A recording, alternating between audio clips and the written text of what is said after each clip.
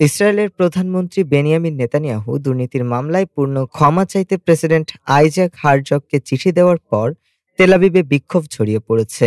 ৩০ November রাতে শতাধিক মানুষ প্রেসিডেন্টের ব্যক্তিগত বাসভবনের সামনে জড়ো হয়ে নেতানিয়াহুর আবেদন বাতিলের দাবি জানান।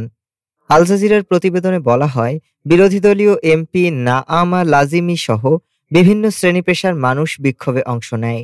এক বিক্ষোভকারী নেতানিয়াহুর সাজে কমলা পোশাক পরে ব্যঙ্গাত্মক বার্তা দেন। অন্যরা কলার স্তূপের পাশে পার্ডন লেখা প্লাকার্ড তুলে ধরেন।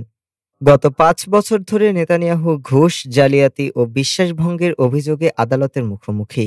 একটি মামলায় তিনি ও তার স্ত্রী সারা নেতানিয়াহুর বিরুদ্ধে ধনকুবেরদের কাছ থেকে দামি উপহার নেওয়ার অভিযোগ রয়েছে। আরও ২ মামলায় সংবাদ মাধ্যমকে প্রভাবিত করে অনুকূল কভারেজ আদায়ের অভিযোগ আছে। সব অভিযোগ অস্বীকার করে নেতানিয়াহুর আইনজীবীরা প্রেসিডেন্টকে ১১১ পৃষ্ঠার চিঠি দিয়ে বলেন, বিচারের শেষে তিনি খালাস পাবেন বলে তাদের বিশ্বাস। তবে নেতানিয়াহু দাবি করেছেন, নিরাপত্তা ও রাজনৈতিক সংকটের কারণে বিচার চালিয়ে যাওয়া সম্ভব নয় এবং এটি দেশকে আরও বিভক্ত করবে। ডেস্ক রিপোর্ট, আজ বার্তা।